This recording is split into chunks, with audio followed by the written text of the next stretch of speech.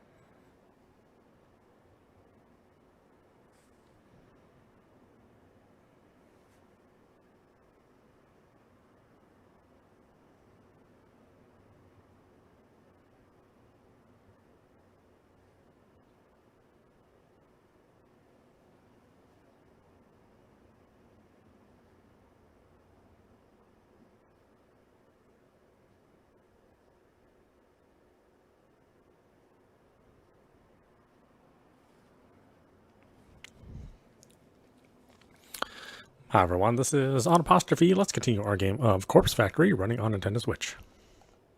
It's a very October-ish game, huh? Where are we at? Right here. Even though it came out much earlier in the year.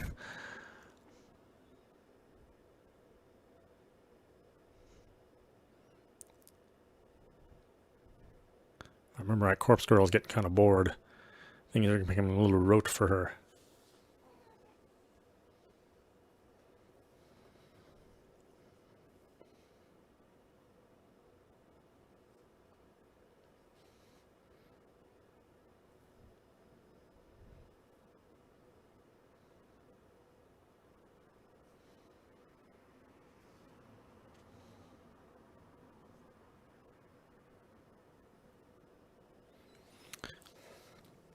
I reach my hand out to her, same way I do every morning. She never takes it. Instead, she slowly climbs to her feet without assistance. She's still wearing yesterday's clothes, yesterday's makeup, yesterday's sweat. She's gorgeous. When are you going back home? This is my home now. You need a shower. I'll pretend I didn't hear that. My place smells terrible, like rotting flesh. I can't get the odor out. It's been getting worse since I first moved in there. This place smells too. Look at what's around you. I gesture towards the rack of cadavers that fill the factory. We acquired some warehouse racking some time ago. It didn't take long for us to fill most of the shelves with cadavers. The industrial air conditioner we installed staves off the decay for a little while, but not long enough. We try not to let each cadaver remain here for more than a few days, but sometimes we forget. And it's so cold here, all the time. It's not like Dad's factory at all.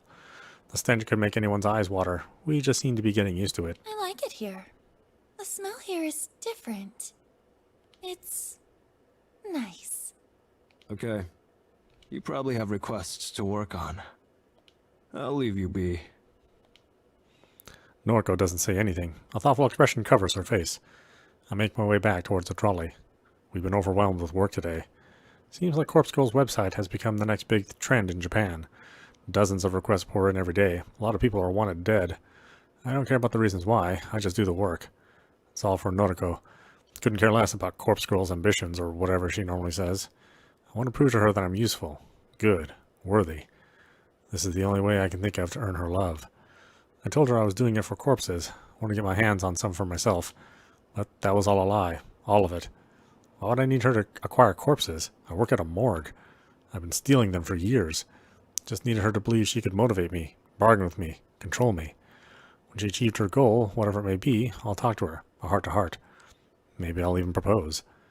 Can't let a girl like her slip away. She's too precious, too beautiful, too brooding and macabre. And I need her. It's as simple as that.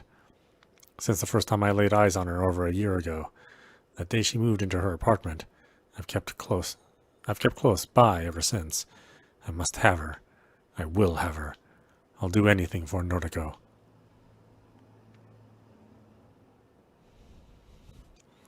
Physical labor always makes me hungry. A normal human trait, I would assume. I take a seat at the restaurant and place an order once the waitress arrives. Waiting for a meal is boring. I decide to read. Today's book is Fast Fotography. I borrowed it from Noriko. She doesn't know. When I flip open the cover, I'm reminded of why I started coming here. I once saw Noriko at this very same restaurant. She was eating alma rice and reading Strange Flower. She didn't eat much, 3 mouthfuls if I recall correctly, but she read her book until the restaurant closed. I learned then that she's a girl who would rather feed her mind than her body. I'm personally the opposite. I love to eat. But I find Noriko's traits endearing. It's hard not to fall for someone in love with educating herself. It also touches my heart that she chose to read the book I lent her. Come to think of it, I never did get that back from her. It's probably overdue at the library now. Maybe I shouldn't show my face there again. Add it to the list of places I can't visit anymore. My meal arrives. Oma rice. I dig in. It's tasty. I assume this is Noriko's favorite. Funny enough, it was Dad's favorite too. I devour the dish in a few minutes. I like to lick the plate clean. Always earns a funny look from the staff. The heat from the meal has fogged up my glasses. I take them off and wipe them clean on my shirt. I know you. Thanks to my natural blurry vision, I can't see who sits down across from me. I quickly return my glasses to their rightful place. Kojimbo, right? Kojiro. I don't think so. Trust me. You are? Junpei Matsumoto. The round stranger offers his hand to me. I don't reciprocate the gesture. Can I help you? Nah, man. Just hanging, you know? Saw you here, wanted to say, what's up? What's up? I don't know you. I'll be going. Stay a while. Let's talk about Corpse Girl. The stranger's words prevent me from standing up. I glare at him. What about Corpse Girl? She's killed a lot of people, right? Like a hell of a lot of people. Probably. I don't know. Come on, man. You're in her crew, yeah? I seen you lifting at the morgue. You run that white piece of shit van, am I right? I don't... Careful now. If I can find you, it can't be that hard for the cops to pinch you. What do you want? Like I said, just wanted to say what's up. The foul man leans across the table. His hot breath reeks more than the factory. I want to know how you guys do it. How do you get up every morning knowing that there's a killer out there even more powerful and successful than Corpse Girl? I know exactly what he's referring to. I try not to let my face betray me. It's true that Corpse Girl has some tough competition. Around the time Noriko targeted her sister, somebody hacked Corpse Girl's website. Ever since then, a new string of deaths have raged across Tokyo like wildfire. Deaths not caused by Corpse Girl. It started off with the copycat killers stealing Noriko's requests. People that were sentenced to death via Corpse Girl's website were found dead before we could reach them. But that didn't last long. After a while, completely unrelated people were being found dead across the city. People whose deaths had never been requested through the website. Because of that, we stopped worrying about it. Noriko was happy as long as her own victims weren't being poached. She didn't care if someone else was running a similar operation, as long as they kept their hands off her prey. I hadn't given it much thought since.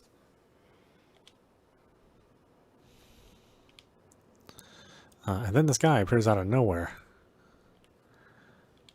It's pretty damn obvious that he's involved with the copycat killer. He's seen me around, knows what I've been doing, knows that there are two separate powers out there killing. Doesn't take much to figure it out. What's your method? Excuse me? You kill faster than Corpse Girl. How? Whoa there, buddy. I don't kill anyone. Here, check this shit. This guy shows me his phone. There's a webpage on the screen. A human removal service. We remove unwanted human beings. Take advantage of our free and efficient removal solutions. Fill in the name and address of a human being you would like removed. It looks similar to Corpse Girl's website, but it's not the same. I read the name of the site out loud. The Human Removal Service. Nice, huh? What is this? Just read it. I do as I'm told. There's a paragraph of information below the site's title. We remove unwanted human beings. Take advantage of our free and efficient removal solutions. Fill in the name and address of a human being you'd like to be removed. Following that text is a form to be filled out, just like the one on Corpse Girl's website. I think I get it. This is the copycat's own website. They are running an identical operation, accepting user requests for victims' details, and then somehow carrying out the killings. But how far the dissimilarities extend? Are they creating corpse photos to send the victims? Are they forcing victims to kill themselves, or carrying out premeditated murder? Are they delivering corpses to victims? You involved with this? Nah, just a fan. Used to be a Corpse Girl fanboy. That shit was wild. Then I discovered this site. It's so much cooler. More profesh, you know? The guy leans in once more. I even used this site once. What happened? The guy I wanted to die, he disappeared off the face of the planet within 24 hours. Can you believe it? And they're offering the service for free. There's no doubt about it. This guy is involved with the copycat and this website. He's here to taunt me, pressure me. He knows who I am. But what's his endgame? Can I try the site? Sure, man. Type the web address into your phone. I retrieve my phone from my pocket and enter the site's address. It loads quickly. Human removal service. I bookmark the site, then scroll down to fill in the name field. Was it Matsumoto? What? Yes. I type in Junpei Matsumoto. The next field requests an address. Where do you live? Hey, wait just a second. What the F are you doing? Address, please. You're a psycho. Don't put in my details. Good girl, man. Why are you worried? Not like the killer will target an accomplice. Of course not, but still. Such a dick move. Got him. I stand up and pocket my phone. Later, Junpei. Frickin' weirdo. His face has contorted into a foul grimace, like he just swallowed something sour. I leave the restaurant. Junpei Matsumoto essentially confessed that he's involved with the human removal service. He agreed that he wouldn't be targeted if I entered his name on the website. He admitted to being an accomplice. Don't know if he figured out what I figured out. Don't care. I need to tell Noriko.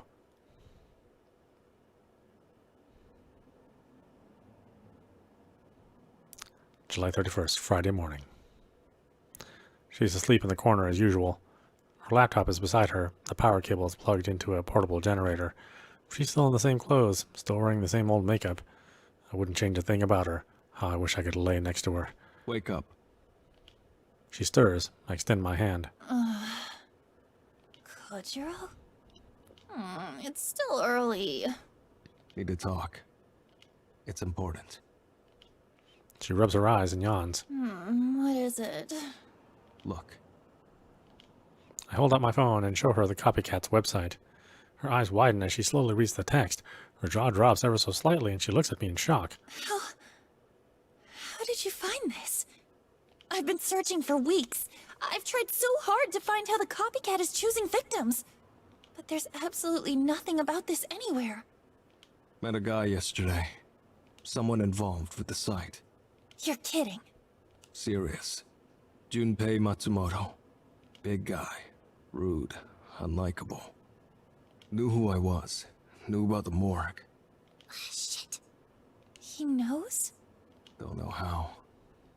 We need to kill him. How? If he knows our methods, he won't just kill himself when he gets delivered a corpse. He'll just laugh it off. No, I know that. We really kill him. Noriko is silent. It's the unthinkable, something we've never done before. I don't know if I can. I can do it. I don't want to kill the guy. I need to kill him. It's for our own safety. With him alive, our secrets are compromised. He knows me. He may very well know Noriko. Junpei Matsumoto? Why does that name sound so familiar? Check his profile. Noriko doesn't waste any time bringing up his noise profile. Oh, shit! I peer over at her phone. Sure enough, the profile picture matches what he looked like. Hard to forget a guy like that. This is Aoi's boyfriend. Aoi, your friend. Aoi, the girl that Noriko never stops talking about. The cute and shy one. The one I've followed more than a few times out of curiosity. I wanted to see what constitutes a friend of Noriko's. Needed some tips. Is she dating Junpei? Strange match. Is this for real? I met Junpei some time ago. Maybe last month? I see. Are they still together? As far as I know, I haven't spoken to Aoi in a while. Wait, I wonder. What? Never mind. I need to think some things over. Okay. Kojiro, you remember the photo of my sister's corpse, right? Not the one that I crafted. The other one I found on her phone. Sure. You remember the instructions written on it? Stab Shuji at the party, right? Spot on. The copycat must send instructions written on corpse photos. I have a feeling the instructions always relate to killing other people. Other people whose deaths have been requested. I get it. Kill two birds with one stone. Send one corpse photo to a victim and have them kill another victim. It's efficient. That's how they've racked up so many deaths so quickly. Exactly. We can only rely on news reports for the numbers, but it's pretty clear that the copycat has claimed a few hundred lives in the past month at least. And we're up to 164. Yes. 164 deaths caused by Corpse Girl. But we've delivered twice as many corpses as that. Our success rate is about 50%, and it's been dropping rapidly. It would seem that Corpse Girl's rising popularity is having a detrimental effect on our success rate. As public knowledge of Corpse Girl increases, the fear of receiving a corpse decreases. People are starting to figure out how the method works. If they don't cave into fear, they don't kill themselves. It's that simple. In most cases, in which the victim has survived, they simply brush off the attempt on their life. They call the police, have the corpse removed, and go on with life. We haven't been doing so well lately. But the deaths across Tokyo, the ones unrelated to us, are expanding at an exponential rate. Seems that way. Then our rival has a more foolproof method of killing. Is it as simple as adding instructions to a corpse photo? Threatening someone with death unless they carry out the instructions? And then, if victim A receives a corpse photo, follows the instructions, and kills victim B, how does victim A also end up dead? Surely it's not suicide at that point. Why follow the instructions to spare your life and then kill yourself anyway? It doesn't add up. How are they killing so many people so quickly? Don't know. It's true. I have no idea. I pride myself on always being in the know, but this is even beyond even me. However, I do know how to find out. Maybe I'll pay Junpei a visit. See what information I can extract. I don't like it, but it may be our only chance. Get as much information as you can from him. Then, dispose of him. Her words cause a flare of adrenaline inside me. I won't let her down. She has given me a task, an important one. I'll show her what I can do. On it. Good luck, Kojiro. And be careful. Of course. Later. I'm thankful that Noriko looks away just before a smirk splits my face in half. I take my leave.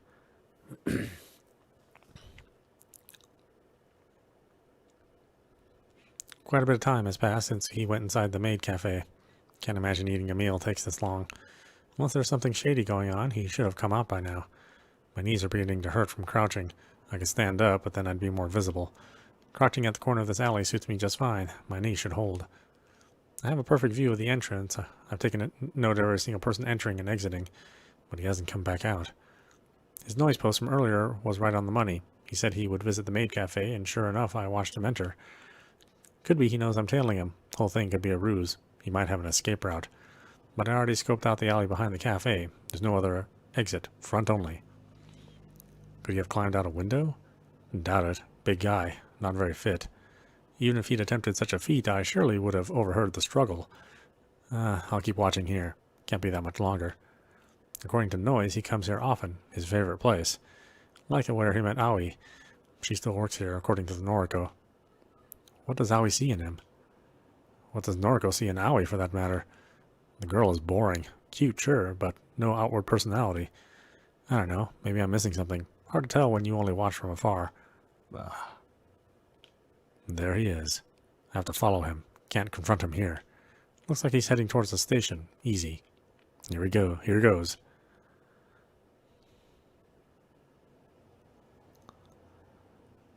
Can't believe this guy traveled to the very end of the train line.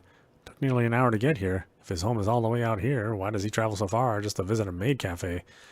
He wandered into this underground parking lot, so I'm guessing his apartment building is above this little tomb. No one else around. Hey, is someone there? Guess I'm not as stealthy as I thought. Huh? Kojimbo? Junpei Matsumoto. The fuck? You follow me home, dude? That's right. Have some questions. Not cool, man. Could've just DM'd me. No. I stride up to him and press my chest against his rotund belly. Standing this close, it's easy to see that he's actually younger than I thought. I'm nearly a full height higher than him. Despite his bulky build, I don't think I'll have any trouble crushing him in a fist fight. Back off, dude. I'm warning you. I don't think I'll do that. Question 1. Hey, I ain't playing your games. Who runs the human removal service? I ain't telling you that. Question 2. How are the victims of the website killed? Fuck you, man. Question 3. Shut up! What is your role? I've listed the questions in order of importance. Please answer. Junpei pulls his head back and spits in my face. The disgusting glob of saliva dribbles down my cheek. I snap 2 of his fingers. Holy fuck! The knuckles within his blubbery digits break inside my fist as I bend them in the wrong direction. I savor the sensation of shattering bone grinding against shattered bone as his knuckle splinters and pierces his skin. Question 1. Who runs the human removal service? Junpei wrenches his hand away from mine. He clenches his other fist. He looks prepared to launch it at my face. The punch connects perfectly against my jaw. I cock my head a little, riding the moment of the impact. A tooth comes loose in my mouth. I think it's a bottom canine. I swallow it. Turning my head back, I lock eyes with Junpei. Question 2. How are the victims of the website killed? Shit! You want another fist in the face? My freaking fingers! Question 3. What is your role? Junpei tries to lash out with a kick to my shins. He's slow. He's just not cut out for a fight. I step aside and his leg flails limply. Completely off balance, he falls and lands on his rear. I move towards him and stand over his recumbent body. I've listed the questions in order of importance. Please answer. Help me! Someone help me! This psycho is trying to kill me! I can't help but sigh loudly. I run my tongue along my gums, feeling for the gap created by my missing tooth. Definitely a canine that I swallowed. Bit of an inconvenience. I have to get a false tooth now. Wonder if Nautical will think less of me. Question 1. Fuck you! He madly tries to kick at my ankles. His feet slap against mine with no force or pressure. Who runs the human removal service? The guttural beastly growl that spews from his mouth is the desperation of a cornered dog. I don't much believe in kicking someone when they're down, figuratively, nor literally. I kick him in the ribs and his howl of anguish repeats itself. Sometimes you have to do things you don't believe in. I kick him again and again and again. One or 3 of his ribs shatter against the toe of my shoe. It's a crunching sensation, like kicking in the ribs of a cadaver. I suppose a comparison isn't really necessary. Stop! Please! The slow, desperate plea is completely different from the urgent howls of frustration just moments ago. Beaten and wounded, the dog is panting heavily, his tongue lolling against the asphalt. Question 2. How are the victims of the website killed? But a meek answer didn't foresee... A moment's silence prompts me to prepare my foot for another flurry of kicks. But a meek answer I didn't foresee causes my body to stiffen. Our Herald.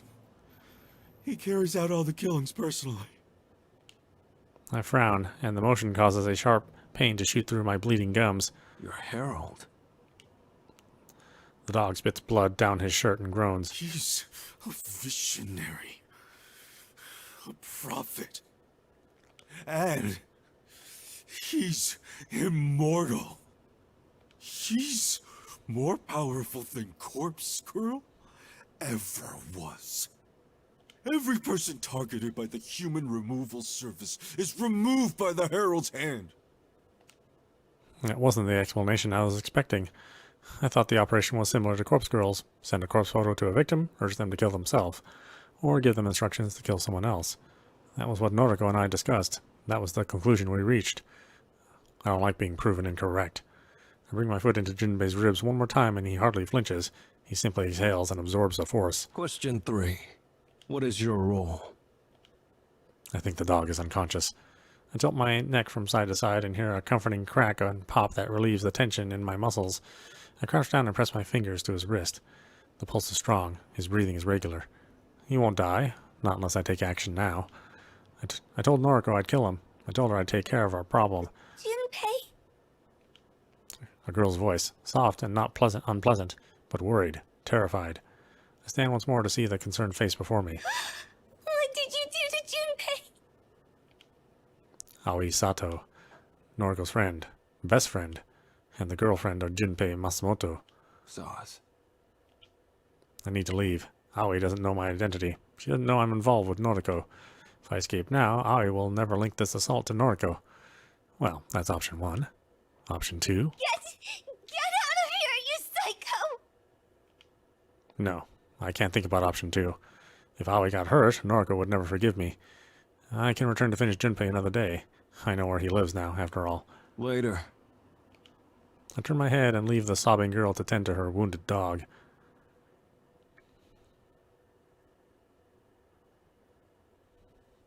August 1st, Saturday morning. When I was with Shizuko, I became really fascinated with brewing coffee. She bought me a handheld bean grinder and a French press for my birthday. To thank her, I made frequent trips to the market to buy freshly roasted beans. I would lose track of the hours I spent carefully grinding the beans and aiming to brew the perfect cup. But Shizuko never enjoyed coffee, never had a taste for it. I didn't give up. I kept refining my technique, kept experimenting with different beans and roasts in an attempt to craft something she would find palatable. She died, and I threw the French press in the trash. I just visit the cafe now for my morning coffee. I donated the handheld grinder to this cafe. More specifically, I gave it to the cute waitress here. Maybe it was callous of me to discard the gift that Shizuko gave me. It should have torn me apart to throw away something that symbolizes what we had together. But 3 years isn't so important in the grand scheme of a lifetime. Besides, I have someone else now. Well, I don't have her, but I want her. Noriko reminds me of Shizuku in some ways. In other ways, they couldn't be more opposite. When the takeout coffee I ordered is ready, I leave my money on the counter and grab the paper cup. A quick sip of the piping hot brew fills me with renewed life. The liquid scalds the area where my tooth used to be. Not much for it. I'll go to the dentist some other time. Coffee in hand, I leave the cafe and make my way to the next destination.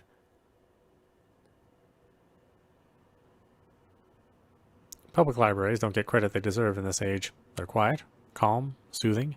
That doesn't always do it for me, but it's nice to escape the bustle of the city. Plus, they always carry works of my favorite authors, but the librarians don't pay me any mind. I think they're at a loss to recommend books that fit my tastes. I don't feel judged here. Nobody looks at me and wonders if I'm a creep. Nobody cares about my unshaven face or crinkled clothes. Nobody looks at me and asks me if I miss Suzuko or Shizuko. I wish someone would ask. Just once. It'd be nice to know someone cares, even if I don't. But no one knew Shizuko. No one knows she was in my life, and no one knows she's gone. I never even told Noriko about her. I think she had enough on her mind right now. I'll tell her when the time is right. After wandering around the library aisles aimlessly, I pick up a tome from the shelf and, at random, and find a couch to sit on. Comfortable at last, I sip my coffee and thumb through the book I've acquired. It would seem I've selected an autobiography about a famed painter I've never heard of. It'll do for now. I'll read anything. I skim through the preface, then the first chapter. My fingers pick up speed as I thumb through the pages, never absorbing more than the first line of any particular page. Boring, drivel, can't read this. I toss the book aside and rest a closed fist under my chin. I'm not normally this restless. Usually I'm focused and driven. But it's my birthday, and Shizuko isn't here to give me a gift. Perhaps I regret throwing away the French press. It was the most thoughtful birthday gift I've ever received. Perhaps I regret losing Shizuko. I don't know. If this were any other day, I wouldn't waste my time dwelling on the past. I thought I was above giving this day more significance than any other. 35. Fuck. Where'd the years go? Time really does slip through your fingers. Hell, it's even been more than a year since I met Noriko. Technically. I doubt she remembers our first meeting. I peer around the library and find a smile forming on my face. She probably thinks we met here just a few months ago. I asked her some trivial questions, something about Lovecraft or Cthulhu. Then I introduced myself. But the first time we bumped into each other was at my apartment. Well, her apartment.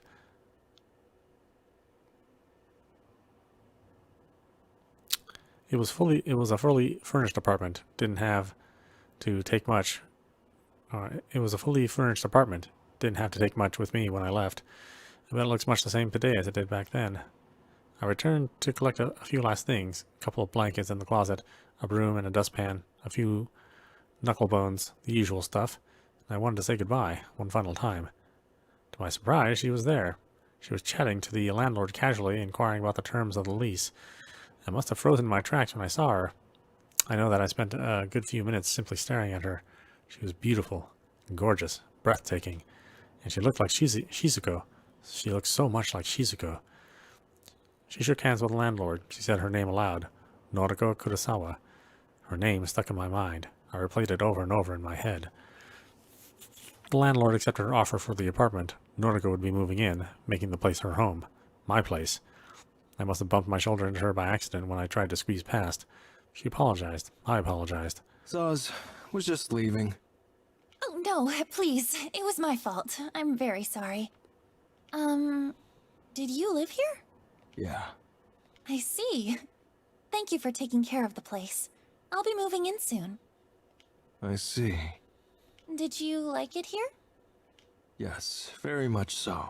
It was home. I'm glad. I hope that I feel just as comfortable here. I nodded, but didn't pull my eyes from her face. She walked away after gracing me with a polite bow.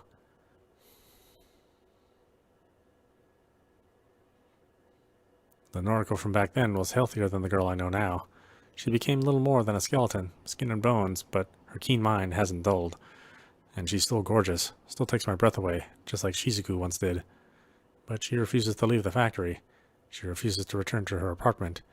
Occasionally, Tomoe will go and fetch the things she needs, clothes, tiny portions of food, coffee mostly. At some point, I got delegated to selecting the most suitable cadavers from the morgue, so also Noriko doesn't have to visit the morgue herself. She gives me a bunch of photos, and it's on me to pick and choose cadavers that best match them. Not my favorite work. It's tedious. I don't have the eye for detail like she does, but I do what I can. Ouch. My phone begins vibrating violently in my back pocket. I didn't realize I was sitting on it. Yo, Where the hell are you? library. Don't you have deliveries to make today? I'm just taking the morning off. You didn't ask me about that. I told Tomoe. Well, she didn't mention anything about it to me. Zaz, I'll see you in a few hours anyway. I just wanted to chill this morning. My birthday. It's your birthday? Yeah, I didn't know. Happy birthday. thanks. Okay, I'll see you this afternoon. Bye. Later. She sounded mad at me. In my defense, I haven't taken a day off from Corpse Girl's work for weeks. Didn't think taking this morning off would be too much to ask. Apparently it rubbed her the wrong way. But juggling this work as well as my morgue duties is tiring. Don't get much time for myself. Don't get much time to think. Probably why Shizuko's face doesn't pop in my mind as much as it used to. My theory, anyway. I drained the remnants of my coffee cup. After returning the unread book to the shelf, I leave the library.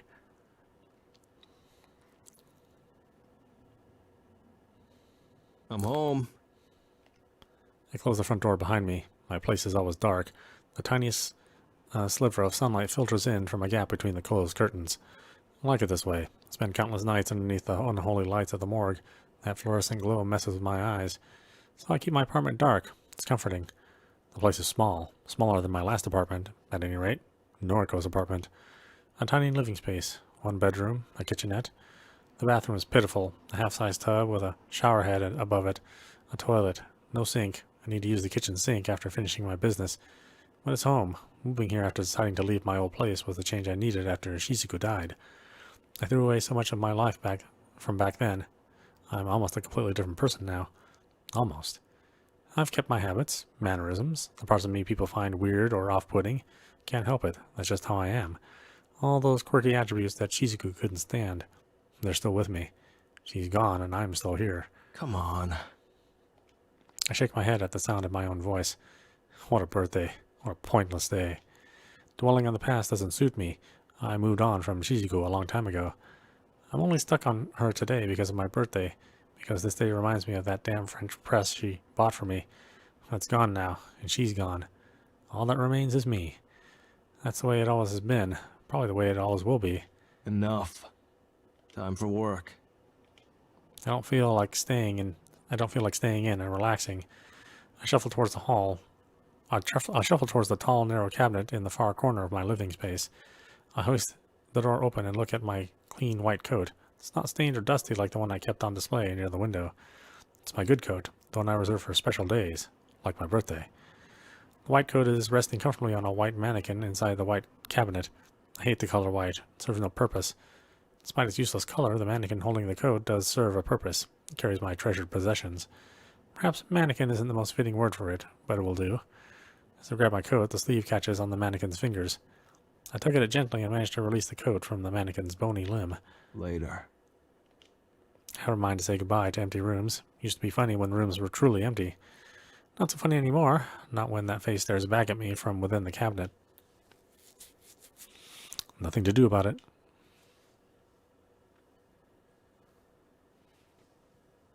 Happy birthday! Thanks. I don't have a gift for you. I'm sorry. All good. Noriko runs her hand along her opposite arm shyly, not like her to act so awkward and embarrassed. I just didn't know. That's all. I know. She seemed truly disappointed in herself for not knowing about my birthday. I looked at my noise feed, and it even has a notification that today's the day. I'm sorry. I don't have a reasonable excuse. It's fine. Really. What's on the agenda today? I want to break away from this discussion. I hate my birthday. I hate Shizuku for leaving me. Noriko sweeps a stray strand of hair behind her ear and contemplates the question. 12 deliveries.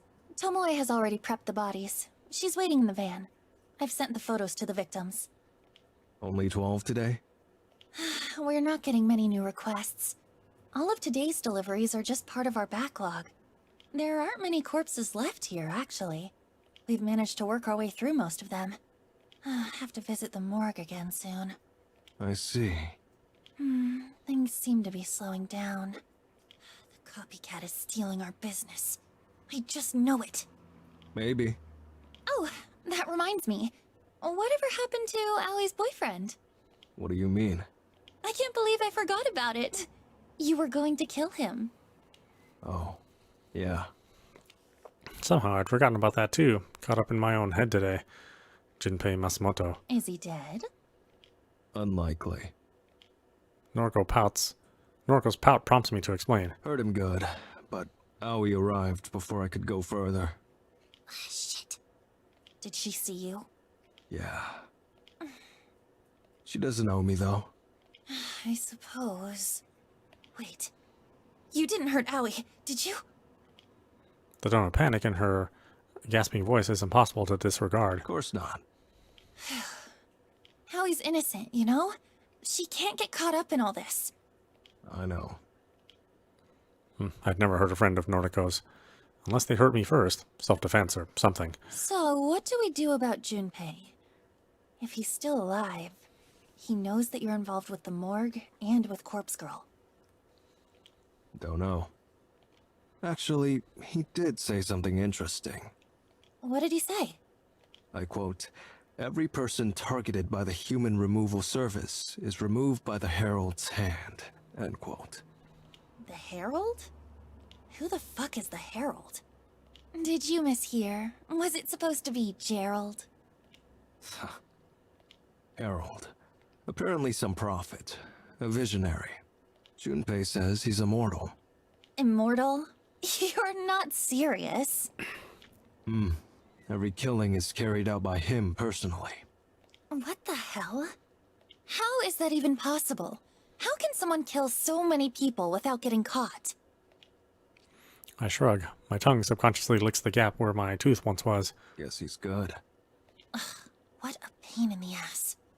Anyway, I'll take care of those deliveries. Thanks. I'm going to try and dig up something. Dig up? Not literally. Information. Online. Had me excited there for a moment. Don't worry. You'll be the first person I tell if I decide to go digging up bodies.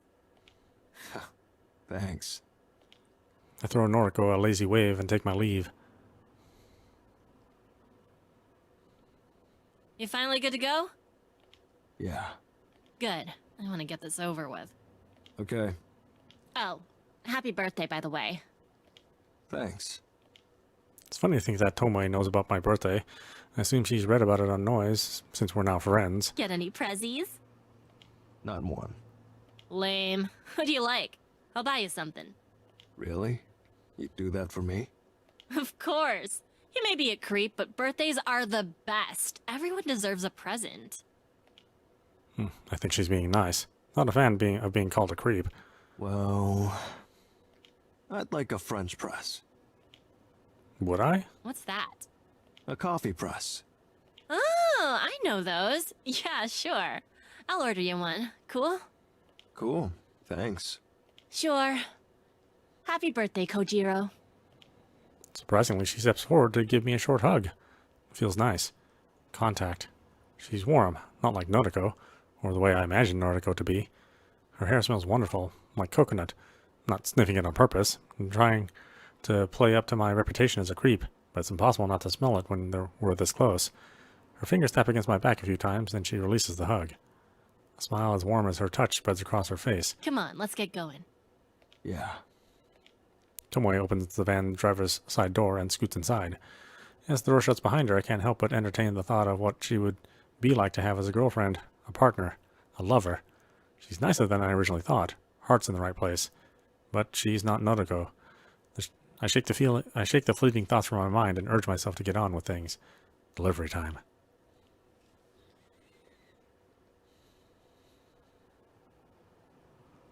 August 2nd, Sunday night. Morgue duties have felt mundane lately. Boring. Pointless. Lots of things I'd rather be doing. I had to come in early today thanks to an influx of deceased patients from the hospital. Bodies get passed through the hospital halls and land in my lap, unceremoniously. They need tagging, need to be added to inventory, need to be stored. Cadavers are needier than some people. Don't know where I'm going to store this lot. Running out of room in this place. Only a handful of cold chambers still alive, or still available. I can thank the Human Removal Service for that. This isn't the only morgue in the area, but it's one of the biggest. A lot of cadavers end up here. A lot of victims. Weeks ago, I used to smile every time one of Corpse Girl's victims entered this hallowed place. It was kind of poetic. Noriko cherry-picked corpses from this morgue. Those corpses were delivered to victims. The victims died, and they ended up here as fresh cadavers, ready to repeat the cycle. It was beautiful, the circle of death. Now, it's rare for Corpse Girl's victims to arrive.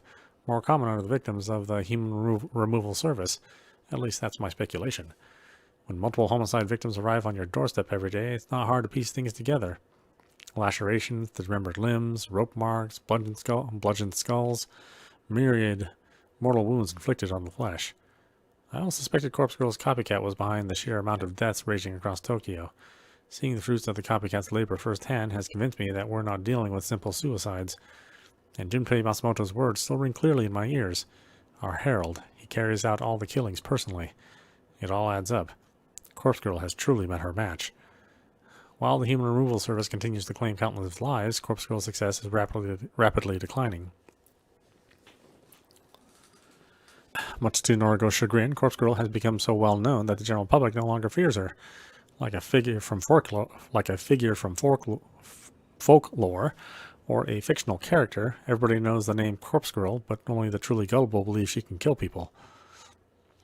I call it the Bloody Mary effect. If someone is predisposed to believe in a horrific entity, they will convince themselves that that entity truly exists. When targeted by Corpse Girl, such a person will succumb to suicide in an attempt to escape potentially more grisly fate. In reality, they simply play right into the trap that Corpse Girl laid for them. Those that treat Corpse Girl as no more than an entertaining piece of folklore, like Bloody Mary, are immune to the fear. Someone like this can receive a photo of their own corpse and shrug it off as no more of a threat than a spam email. It's ironic that that the success Noriko sought for so long is the very thing that has rendered Corpse Girl's methods ineffective. I wouldn't say all of this to Noriko's face. She's well aware of the situation. As for the human removal service, no one seems to know about it. There's no mention of it anywhere on the internet, anywhere I can access at any rate. Police investigating the stream of homicides haven't mentioned it. If the site relies on users to request deaths, I'm at a loss as to how people are learning about it. It truly seems to be some sort of shadow organization, except for the fact that Junpei Matsumoto essentially walked right up to me and revealed himself. I don't know his motives for doing so, and I don't know how he found out I'm involved with Corpse Girl's work. I really should take care of him.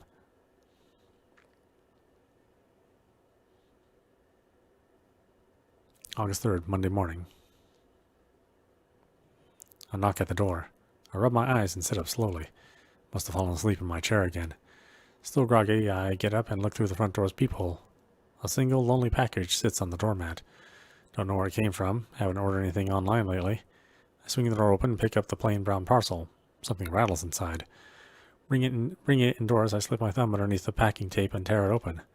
Nestled on a bed of packing foam is a white box adorned with the image of a French press. A coffee maker. Tomoe. That's right. This is a gift from Tomoe.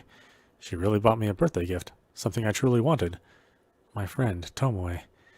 After putting the package down, I retrieve my phone and open up Noise. Thank you for the birthday present. You got it already? Just now. It's a good brand, too. Sweet. Glad you like it. Maybe I'll brew you a cup one day. Yes, please. Extra sugar. You got it. Tomoe doesn't send a follow-up message. I take that to mean the conversation has expired. It feels good that she did such a nice thing for me. Almost forgotten what it's like to have someone care. Pity she has a boyfriend. Never stops going on about him. Regardless, it doesn't matter. I shouldn't misconstrue a kind gesture as affection. She was simply bestowing a birthday gift. Something most people would do for a friend. Something Noriko didn't even attempt. Don't know how to break down Noriko's barriers. Been trying for a long time. She just never seems to warm up. Maybe chasing her is a lost cause. But I'm tired of being lonely. I'm so tired. Noriko, Tomoe, I don't care. If either of them would accept me, I would give them everything I am. I just don't want to be alone anymore.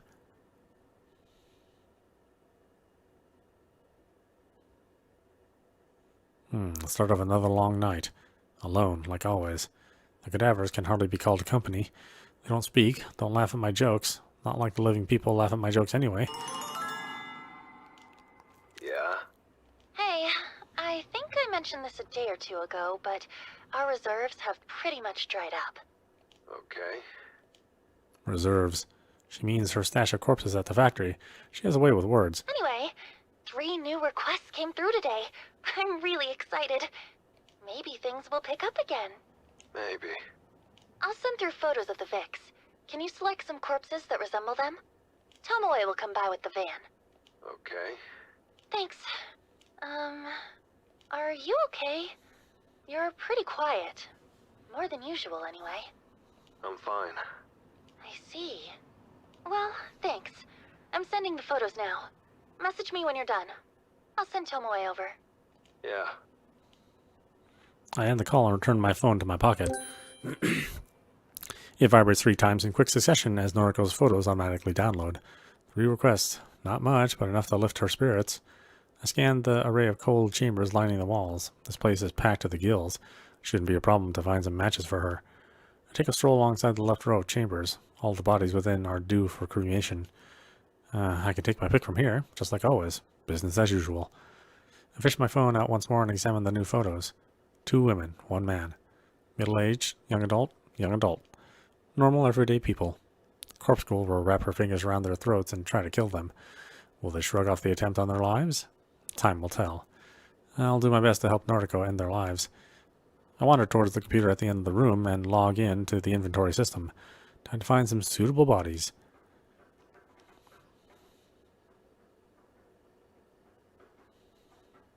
August 4th, Tuesday afternoon. The corpses you picked out are good. 2 of them, anyway. What's wrong with the third? He looks a bit too old. Older than the victim, at any rate. I see. Sorry. It's not a problem. I think it'll still be convincing. Are we delivering them today? No, I received even more requests overnight. I need you to go select more cadavers. Sheesh. Again? Sorry. Aren't you happy that we're busy again? Couldn't care less. I'm only doing this for you. It's the truth, even if she doesn't want to hear it. I heard that Tomoe got you a birthday gift. Way to change the subject. I'm sorry. I'm supposed to be your friend, and I was just so caught up within my own head that I couldn't be bothered with your birthday. It's fine. It's not fine. So, if you'll accept a late gift, is there anything you would like? A date. With you. Anything else? No. You're being awfully forward today. I thought we agreed to just be friends. What's gotten into you? Nothing. Forget it. I had to look away from her to prevent her from seeing the snarl on my face. I'll go pick out some cadavers for you. Later. Okay. Bye. I step away and mutter to myself, Stupid. I'm so stupid. Why am I acting so desperate around her all of a sudden? Yo. What kind of hello is that? Frick. Sauce. In a mood. Always the case with you, ain't it? Seems to be. She gets me. Listen, how about that cup of coffee you promised me? Huh? You know, come on, don't make me say it. You said you'd brew me some coffee with that French press thing. And, well, I could really use a cup, you know. Oh, yeah. I remember. Sauce. Noriko has sent me to the morgue. Why? She kill ya? No. Takes a second. Or it takes me a second to get that she's joking. Oh. Tomoe smiles warmly and waves her fingers in the air. I'm gonna go ahead and guess that it ain't every day a pretty girl offers to have coffee with ya. So are we doing this or what? I can't fathom a reason for Tomoe's recent shift of attitude towards me. When we first started working together, she could hardly tolerate being in the same room as me. And now she wants me to brew coffee for her? Why? Does she want something from me? Is she in love with me? No, she's not. Definitely not. No one loves me. Even so, I don't want to be alone. How can I refuse her offer? Okay. I can put off the morgue until later. You finally came to your senses, huh? Well, come on then. Let's go to your place. I'll drive. My place. Last time a girl visited my home. It was back when I lived in Noriko's apartment. Back when Shizuku. Clicking my tongue serves to distract me from the painful memories. Let's go.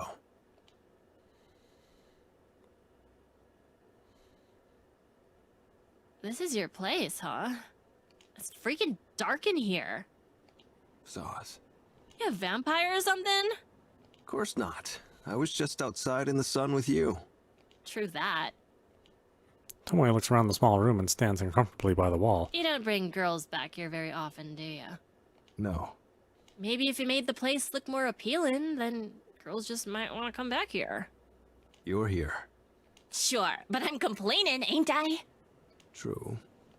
Why are you here anyway? It's not for coffee, is it? You're a sharp one, ain't ya? Listen, I wanted to talk to you away from, you know. Your boyfriend? No! Jeez! Away from Noriko! Oh. See, this whole thing's been going downhill, wouldn't you agree? All this shit with trying to make people off themselves? Sure, I'm used to it by now, but shit started to hit the fan. How so? Well, there's the business with, what was it? The human removal service? Noriko told you about that? Yeah, of course. We're besties, you know? They've been out there killing and killing, and the police want to shift all the blame onto Corpse Girl. After all, Corpse Girl is the only killer that has gone public. Her name and website are written all over the body bags we deliver. People talk, and everyone knows about her. So, of course the police are gonna assume she's behind all the murders. Except, she's not. Not really. A handful of them here and there, but even then, they're just suicides. Corpse Girl. Noriko. She ain't out there slashing necks and drowning people and setting houses on fire. She ain't doing any of that shit going down on the news. I know all this. Yeah. I'm just saying, if things keep up at this rate, the cops are gonna find her, Noriko. And she's gonna get locked up for life. I ain't gonna lie, she deserves it. The stuff she's doing is messed up. Thing is, me and you, we're accomplished. Accomplices? Yeah, that. We're in neck deep. If Noriko gets put on ice, we get taken along with her. I see. You're worried about going to prison. Of course I am. I got people to take care of. What would Shinny do if I got locked up? What would he think of me? Not to mention my little brother and sister. Tomoe's crestfallen countenance makes the room feel darker than it usually is. Her watery eyes break away from mine as she tries hard to restrain herself from sobbing. I can't. I don't think I can do this anymore. No matter how much she pays me, I just can't keep risking it. I understand. This is difficult for her. She's torn between loyalty to a friend and her own freedom. I think your course of action is clear. It is? Yes. You need to step away from the game. It won't do us any good if you're not totally invested. You can make a fatal mistake that has consequences for all of us. If you're not committed, not focused, it's best that you part ways with Noriko. You know, you really are more understanding than you look. I thought you were a total social outcast with no feelings or empathy. Thanks. Let me finish. I was wrong. You're all right, Kojiro. I'll take your advice. I'll talk to Noriko and tell her I ain't cut out for this anymore. It's for the best. I guess we won't hang out anymore. Do we ever hang out? Well, our deliveries, our time at the factory. Dunno. Kind of grew to like it. Kojiro. Oh, shit. I forgot. There's something I still need to do for Noriko. What's that? She asked me to go to her apartment and pick up some clean clothes for her. I owe her that much at least. You wanna come with me? Her apartment? Noriko's apartment. My apartment. Not anymore. I haven't lived there for a while. But it will always feel like mine. I wonder if there are any old memories to find between its walls. Okay, I'll come with you. Do I need to break any windows? No, of course not. Noriko gave me her keys. I see. You sound disappointed. I shrug and let her accusation idle, or slide.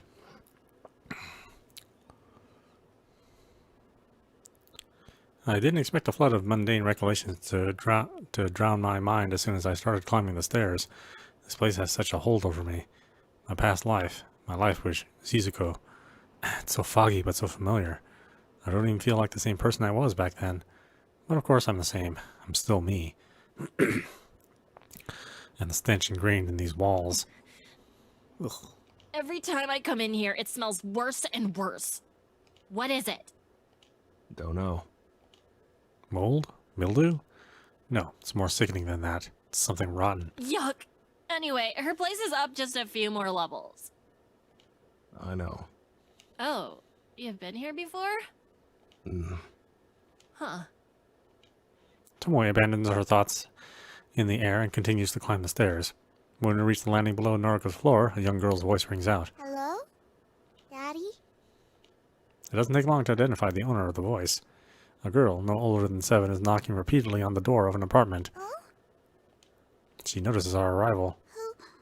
Who are you? Kojiro. Hello there. My name is Tomoe. What's your name? Momo. Nice to meet you, Momo. Do you live here? Mm-hmm. The door's locked. I can't get inside. I see. Somehow the girl has locked herself out of her own apartment. Is your mommy or daddy home? I think Daddy is home, but he won't answer the door. Let me try, okay? The young girl hesitantly nods, nervous nervousness evident on her features. Tomoe slams her fist against the apartment door, unafraid of holding back her strength. Yo, anyone home up in here? Hello? Anyone there? After a good 30 seconds of pounding the door, Tomoe puts her hands on her hips. Are you sure your dad is home right now? I think so. He was here right before I went outside to play. Tomoe grimaces and looks me dead in the eyes. You don't think something happened, do you? Don't know. I crouch down and rest my weight on one knee so that I come face to face with the girl. What's your dad's name? It's Kenji. Kenji, huh? And what was he doing before you went to play? Momo twiddles her fingers uncomfortably. Her expression turns thoughtful as she tries to remember. He was watching TV. I see. Thank you. I stand back up and turn to Tomoe. She raises an eyebrow as if in disbelief of the polite persona I adopted to talk to the girl. If he's got the TV on, it might be too loud for him to hear us. Anyway, I'm sure he'll open the door soon. We should go up to Noriko's. You're unbelievable. I ain't leaving this girl here. What if something bad happened to her dad? Something happened to Dad? No. Oh, honey, I didn't mean it like that. Kojiro, we need to get in there. Tomoe's sentence is cut off as the apartment door suddenly opens. A formidable man, broad-shouldered and with a smoldering expression, now inhabits the open doorway. Clear the doorway. He takes one look at Momo and then turns his neck to bark at somebody behind him. The daughter's right here. And I stumble as I try to get out of his way. I don't like being pushed around, but the sight of a half-dozen uniformed police officers shuffling out of the apartment behind him encourages me not to retaliate. Daddy? Dragged along by one of the officers is a handcuffed man in disheveled clothes. Momo! Oh, thank God! Sweetie, Daddy has to go to the police station for a little bit. I'm sorry, sweetie. I'm so sorry. Before he can squeeze out another word, the police officers yank him away from his daughter. He is accompanied downstairs and disappears from view within moments. Daddy!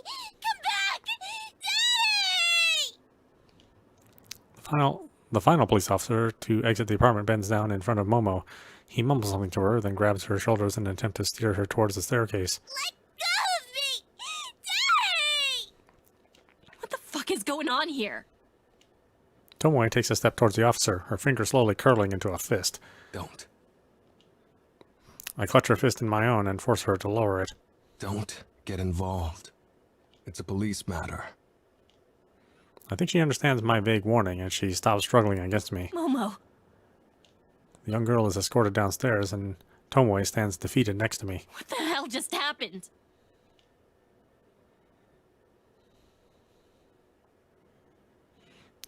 Tomoe is uncharacteristically quiet as she searches Noriko's apartment for clean clothing. Witnessing that man, Kenji, get arrested in front of his own daughter seems to have dampened Tomoe's spirits. Although he's a stranger, I can't help but feel bad for the guy. Don't know what he did wrong, but surely his daughter didn't need to see that going down. You okay? Tomoe ignores me as she rifles through Noriko's drawers. I decide to bite my tongue and simply take a seat on the edge of the bed.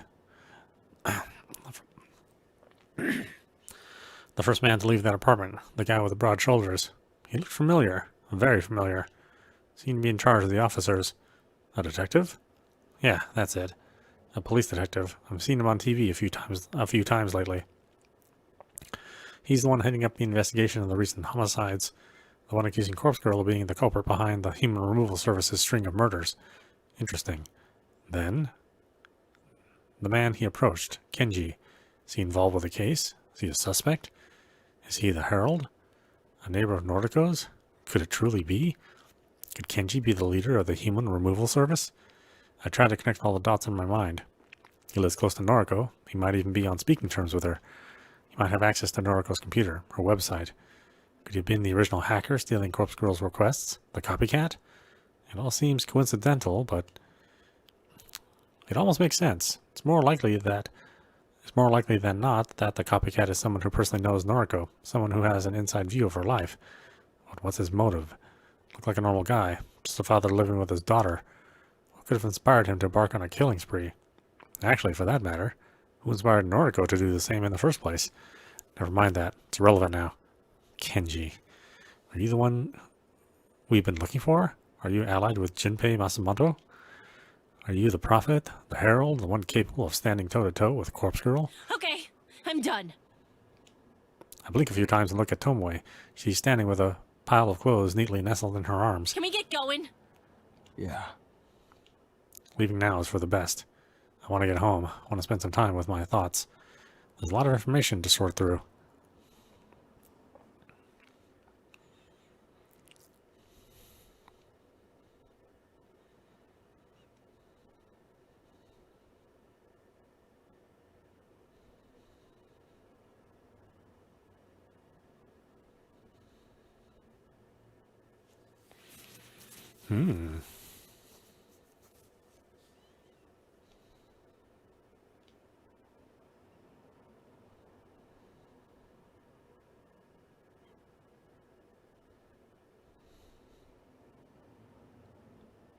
I know, isn't it a visual novel? What is it like, loading exactly?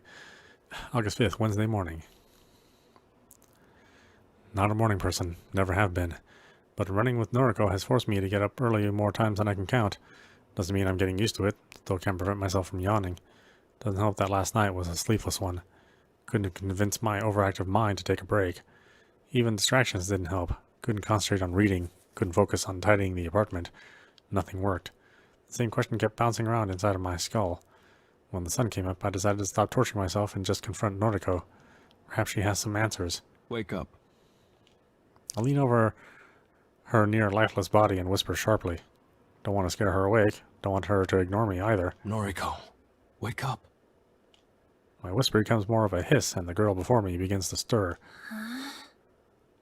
She rubs her eyes, a familiar sight thanks to all the times I've woken her up lately. Again, Conjuro? What time is it? Early. Listen, got some questions for you. Give me a break. She sighs, sits up, and reaches for her handbag lying next to her futon. After rummaging through its contents for a few seconds, she curses under her breath. No coffee. Here. I toss her a silver can of coffee I picked up from a vending machine on the way over. I know the drill by now. Know Noriko well. She can slip... the can slips through Noriko's slender fingers and comes to rest safely in her lap. Oh, thanks. She cracks open the tab and takes a long sip, effectively draining half of the contents in one swig. This is nice. She thoughtfully examines the front of the can, running her fingers along the embossed logo. Glad you like it. Now, questions. Fine. Go. Do you know a guy named Kenji? With a daughter, Momo? Noriko cocks her head to the side as if it was the last question she expected to hear from me. Yeah. I know them. They're my neighbors. Kind of. They live on the floor below me. That's right. You on speaking terms? More or less. Her eyes dart away from mine, and she takes a moment to think. Almost sweet. A nice girl. Kenji... We used to talk, but then... Well, I think he's lost respect for me. Let's leave it at that. I see. This is weird. How do you know those two? Suppose it can't hurt to tell her. Tomoe probably will if I don't. Went to your apartment yesterday with Tomoe. You did? Had to collect clothes for you. Going upstairs, we saw Kenji get arrested by the police. Lots of cops. And the detective from TV. Detective? Wait, Kenji got arrested? Why? Don't know. They took him away in cuffs. Took Momo too. No, the detective. You're not talking about the one heading up the murder investigations, are you? It's him. Big guy. Fujikawa. Huh? Fujikawa? Yeah. Interesting. Didn't know his name before. Detective Fujikawa. Not exactly the type I want to cross. Noriko's shoulders slump. Poor Kenji. I wonder why he got arrested. A flicker of realization flashes across her face. Within a split second, Noriko's defeated expression gives way to a hideous, wicked smile. Her eyes narrow and a shrill laugh pierces my ears. Oh, that's fantastic! Don't know if she's lost the plot or she's figured something out. All those precautions I took, all that preparation, it finally paid off! Spill it. What are you talking about? Okay. Right. Listen carefully. When this all started, when Corpse Girl first told me to start killing, When Corpse Girl first told her? I thought she was Corpse Girl. That's what she's always referred to herself as. I knew that running the website from my apartment was a risk. I knew accessing the database of the deceased could be tracked by anyone watching me.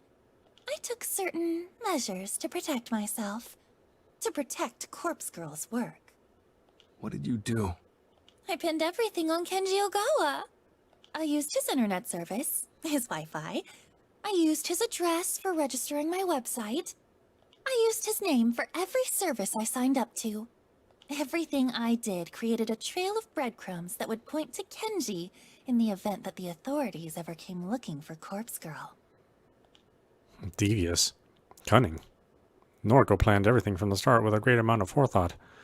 More concerning is the fact that she wasn't afraid to throw her neighbor to the wolves in order to save her own skin. Still, if I take Noriko at her word, this rules Kenji out as the mastermind behind the human removal service. He couldn't be the herald that Junpei Masamoto spoke of. He was just a scapegoat. Wrong place, wrong time. Clever. I'm impressed. Thank you. It finally paid off.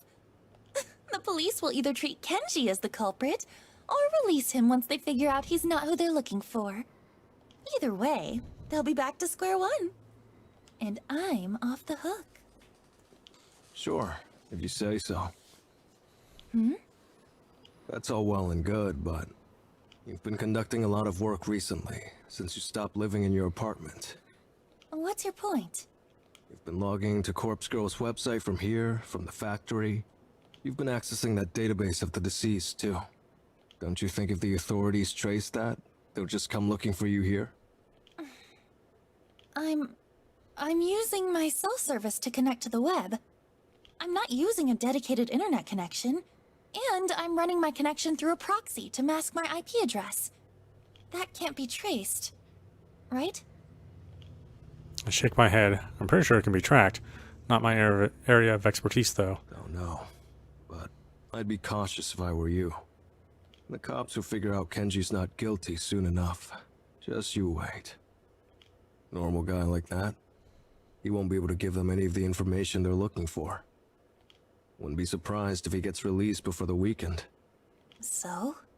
Hitting a dead end like that will only enrage the police, especially that detective, Fujikawa. Don't you think they'll redouble their efforts after that?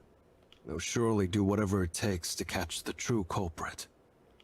Yeah, sure, I hear you, but Corpse Girl really isn't the one they're looking for. The human removal service is behind most of the recent deaths. They don't know that. They only have eyes for Corpse Girl. You made her famous. Made her known in every household across Tokyo. She's as much at fault as the human removal service, and you know it. If they catch you, let's just say you won't be let off the hook so easily. Noriko folds her arms across her chest angrily. Not my fault she doesn't want to hear the truth. The whole conversation has given me a headache. All my assumptions on the identity of the herald led me to a brick wall. But I did glean one interesting piece of information from Noriko's words, a phrase that loops within my mind, verbatim. When Corpse Girl first told me to start killing, I rubbed my chin in thought. Gotta go. You good here? Noriko drains the rest of her coffee and tosses the can aside. Yeah, I'm fine. Right. Later then. Noriko doesn't speak another word. I leave in silence.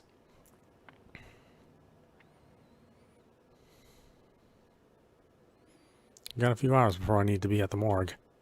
Usual night shift. Not a good combination with an early morning. At least there are no deliveries to make today. For Noriko. Or for Corpse Girl. For the best. If Tomoe is quitting the business, we won't have a driver. Didn't really think that through when I encouraged her to go with her gut. Oh well, that's on Noriko. She's the brains behind the operation. I'm simply the muscle, just like I always tell her. Corpse Girl told Noriko to kill people. That's what she said. That's what Corpse Girl... that's what the person I know as Noriko told me. That begs a follow-up question. If Noriko isn't Corpse Girl, then who is? Is Corpse Girl a person? Someone whispering instructions in Noriko's ear? Has that always been the case? Was I so blindsided by Noriko's ambition for grandeur that I disregarded the truth behind her words? Is Noriko nothing but a puppet? Too many questions. Doubt Noriko will willingly spell it out for me. Not if she's gone to such lengths to mask the truth for so long. When Corpse Girl first told me to start killing, I can't get the quote out of my head. Too many moving pieces in this puzzle. Noriko, Corpse Girl, the Human Removal Service, the Herald, Junpei Matsumoto, and Kenji Ogawa. Too many assumptions, too many shadowy figures. Makes me angry. Don't like it when I don't understand something. I'm clever, sharp, like to know everything. Like to predict what's going to happen next. Like to remain one step ahead of everyone I know. Right now, I feel 3 steps behind Noriko, behind whatever Corpse Girl is. Maybe Tomoe has the right idea. Maybe getting out of this situation is for the best.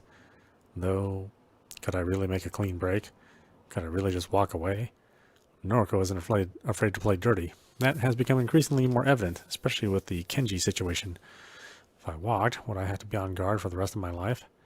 Would I have to be cautious of every shadow that flits in the darkness? Would Corpse Girl come to claim me as her own? That begs the question. If Tomoe quits now, will Noriko try to buy her silence with blood?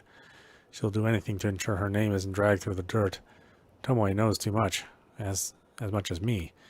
She could compromise Noriko's entire operation if she lets the wrong words slip out from in front of the wrong people.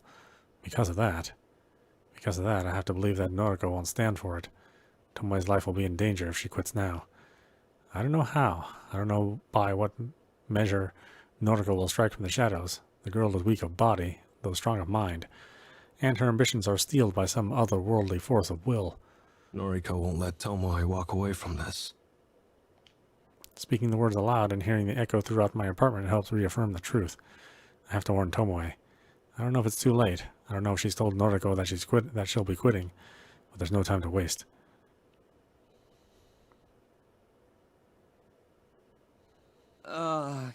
Can I help you? Tomoe in? She's, are you a friend of hers? Yeah. This is an emergency. Really? Hang on. I'll go get her. I wait patiently as the guy, I assume Tomoe's boyfriend, goes to fetch her. It's fairly late now. The sun is setting. I might miss the start of my shift at the morgue. And this is more urgent. Kojiro? What the fuck are you doing here? Need a word. How'd you get my address? You know what? I'd rather not know. Tomoe, who is this guy? Why does he smell like... Long story. Is he bothering you? Should I take care of him? My nostrils flare a little as I choke back a laugh. This guy's pretty scrawny. I'm no martial arts champion, but I find it hard to believe he'd pose a threat to me. Nah, it's all good. He's harmless. Mostly. I see. He flashes me an untrusting glare. Need to talk. It's important. Fine, come in. Him. I point a finger at the boyfriend. He needs to go. Seriously? Yes, come on. What do you think I'm here to talk about? Ugh. Yeah, fair point. Shinya, can you, clear off for a bit? Tomoe, I want to know what's going on here. Just who is this guy? Is he an ex-boyfriend of yours? Because I'll fight him. You just watch me. No need for that. Not here to steal your girl. Just listen to him, Shinya. You've no need to worry. Fine then. I can tell when I'm not wanted. If anyone needs me, I'll be outside. The boyfriend storms off like an upset toddler, and I finally allow myself to crack a smile. What a catch. Shut up. You don't know him like I do. Okay. Tomoe shuts the front door, leaving us alone in her So apartment. what the fuck is this all about? I need to know. Have you told Noriko you're quitting? Nah, not yet. Surely you could have asked me that over noise. Probs. Thought you might be in danger already. Danger? Why? Have a theory. Reckon Noriko will cut us up if we leave our merry band. Nah. Noriko and I are besties. She wouldn't hurt me. Don't act so certain. Noriko will do anything to protect herself. That neighbor of hers, the guy that got arrested, she set him up from the very start. Made him take the fall so she wouldn't become a suspect. You're shitting me. Dead serious. And I take a moment to consider the very best way to announce my next theory. don't think Noriko's working alone. Tomoe simply frowns at what I consider to be a startling revelation. Well, of course she's not. We're working with her. Guess I didn't explain it well enough. Not what I meant. Noriko. Noriko may not be the ringleader here like we assumed. She said, and I quote, "When Corpse Girl first told me to start killing," end quote.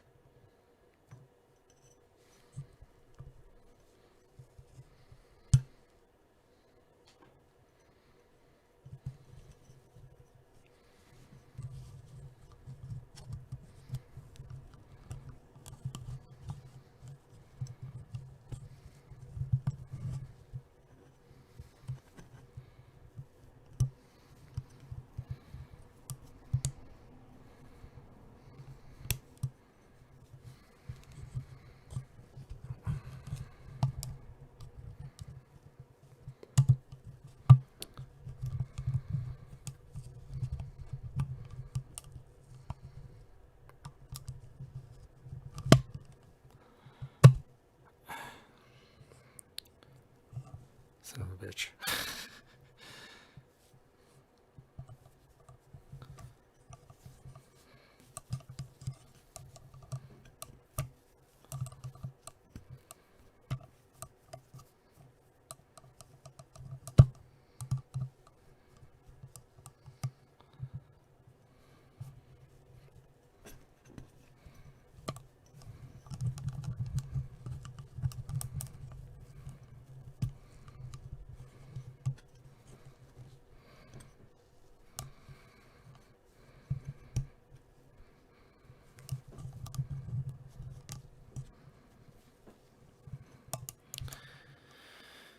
It'll have to do.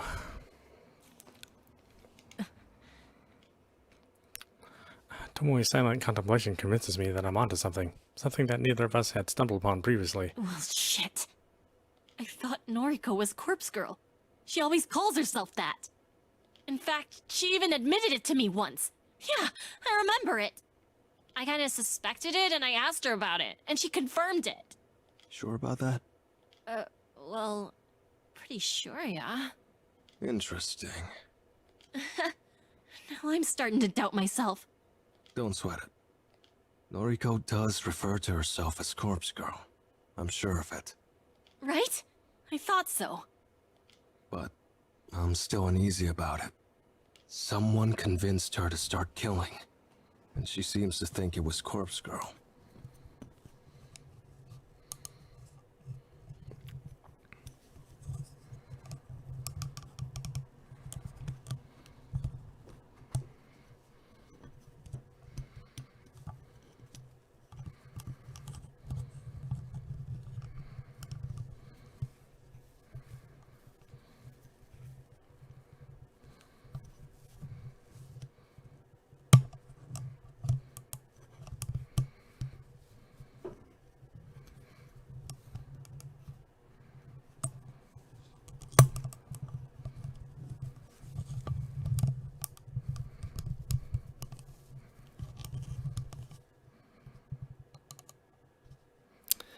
Who designs this stuff?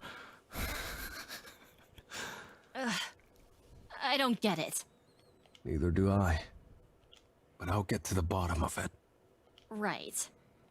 For now, for your own safety, don't tell Noriko you're quitting. Seriously?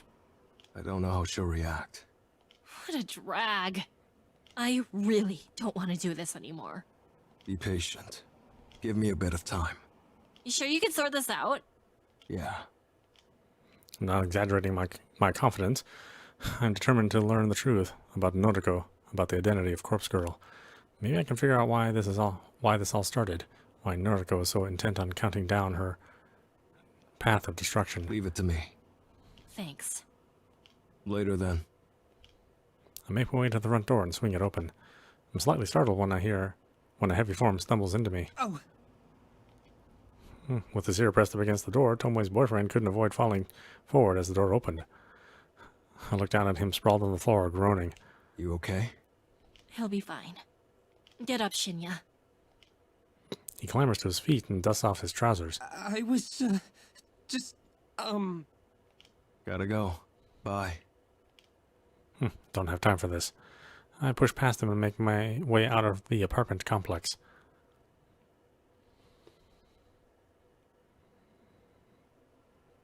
My late arrival at the morgue is not met by any form of chastisement. The place is empty, devoid of life. Nothing out of the ordinary here. Though something is off. It's too empty. Glancing around the walls of cold chambers, I immediately notice something suspicious. The majority of the chamber doors aren't sealed shut. They're slightly ajar, as though the last person to access them didn't close them properly. I would never do such a thing. I know to press the doors firmly enough that they lock in place. Leaving a cold chamber unsealed is a surefire way to assist in a cadaver's deterioration. And an unsealed chamber allows the odor of decay to leak into the morgue. Right now I don't smell anything out of the ordinary. Meaning, the cold chambers are empty. Someone has removed the cadavers that were stored inside. This place was full to the brim just a day ago. There wasn't a single empty cold chamber. Now, a cursory glance shows a good 90% of the cold chambers are unsealed. Fuck. My initial sense of uncertainty gives way to panic. I jog towards the left wall of chambers and start pulling the sliding trays out one by one. Empty, empty, empty. One after the other. Each chamber is devoid of its macabre contents.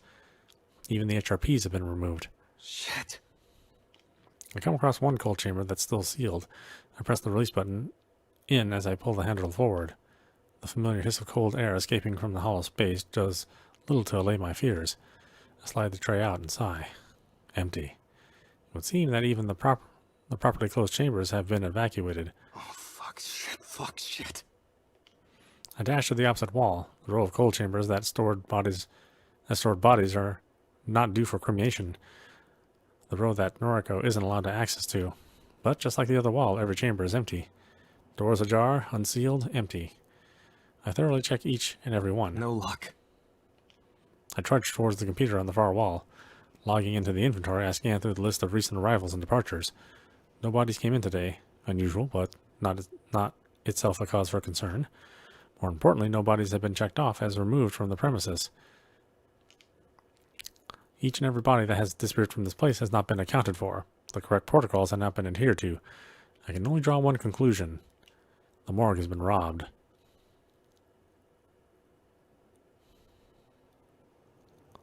Sorry to rock up so late. It's fine. I was awake. Okay. Bad news. Hit me. Morgue's been plundered. Plundered? What, are you a pirate now? Wait, your tone. You're not joking. No. Explain. All the cadavers have been stolen. Cold chambers are completely empty. Fuck! Yeah, my thoughts exactly. How could you let this happen? Me? I'm no security guard. Don't put this on me. How am I supposed to acquire corpses now? How the fuck am I supposed to appease Corpse Girl? Despite the fact that she's having a Noriko moment, I don't miss the fear in her voice. Appease Corpse Girl? Not something you'd say if you're referring to yourself. She's clearly referring to someone else, some other being, trying to put her on the spot. Sick of always being 3 steps behind. Who's Corpse Girl? What? Who is she? Don't act dense. I'm Corpse Girl. If you're trying to be funny, it isn't working. Now isn't the time. We've lost everything, Kojiro. I've got a couple of bodies here at the factory, but they're allocated to victims already. If Corpse Girl gets any new requests, we won't be able to fulfill them. There, you did it again. You referred to Corpse Girl as another person. Can you stop messing around? Don't you see how serious this is? I do. I do. I see how serious this entire situation has become. Noriko is delusional. She refers to Corpse Girl both as herself and as another person. She pays no heed to the difference in her words, even when called out on it. She doesn't seem to be aware that she's doing it. Could be a personality disorder. I can't place blame on her if that's the case. But I think it's more than that. She believes she's being guided or goaded by Corpse Girl, forced to achieve her ambitions. There's more to it than a personality disorder. Something I'm not seeing. So, what do we do? What can we do? You'll have to break into another morgue. Start stealing corpses for me. No. What do you mean, no? Don't say no to me. I'd do just about anything for you. But sometimes, you need to know when to call it. There's no moving forward from here. I can't give up, Kojiro. I've come so far. Somebody stole the cadavers from the morgue. From my morgue. Somebody who knows what I'm involved in. It wasn't an attempt to stop what we're doing. What do you mean? It was a message. Whoever did it wanted to prove that they are more powerful than we are.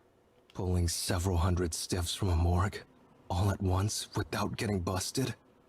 That's something even we couldn't achieve. Someone knows our operation, inside and out. Someone knows what we do and how we do it. And they wanted to prove that they can do it better. The human removal service.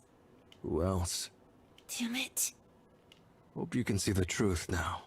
We can't continue with them in the picture. You're right. Our next move is to destroy them. Destroy the Herald. That wasn't exactly what I was getting at. I was only trying to discourage Noriko from continuing with her operation. What do you propose? You said you'd do nearly anything for me, right? More or less. Then, hunt down Junpei Matsumoto. Again, he needs to reveal the identity of his leader, the Herald. Right. Didn't work so well last time. Can't forget that night. Had the guy beaten and bruised on the ground. Stubborn pup. You were interrupted last time. Aoi got in the way, didn't she? Yeah. Tried to defend her boyfriend. You need to extract information from Junpei at any cost. When you're done, kill him. I have no problem with that. But if Aoi is present again, I'll have to back down. A few seconds of silence makes me ponder if Noriko still has her head in the conversation. I'm about to repeat myself when she finally speaks. If Aoi interferes, kill her. And just like that, Noriko's true heart is revealed. She'll stop at nothing to achieve her goals. I was right to fear for Tomoe's life earlier. I was right to fear for my own. If Noriko will cut down her best friend in the world, then she will show no mercy to anyone else. This kind of resolve, this steel-hearted determination, I can't help but admire it. I respect Noriko. If I do this for you, I want something in return. What? Be with me. You still want me? I've never wanted you more. I'm in love with you, Noriko. In case that wasn't clear before. Okay. Take care of this issue for me, and you can call me yours. I'll be your girlfriend, or your wife, or your mistress. Whatever you want. My heart will be yours. That's all I wanted to hear. All I needed to hear. I don't want to be alone anymore. I don't want to feel lonely. Noriko, Shizuko, even Tomoe, it doesn't matter. I just want somebody to love me, to hold me. Okay. I'm on it. Leave it to me. Thank you, Kojiro. I'm putting my faith in you. I step back, turn around, look up, stare at the stars in the polluted, clouded sky. When we get together, perhaps we can live in Noriko's apartment, my old place. It would be like coming home after a long absence. Noriko will place Shizuku in my heart, and life will go on.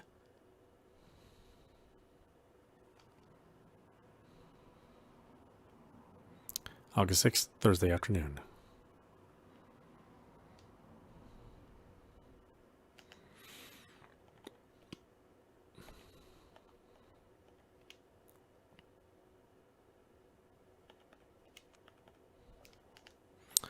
Okay, why don't we stop it there? This is Audapostrophe. You've been watching Corpse Factory, running on Nintendo Switch.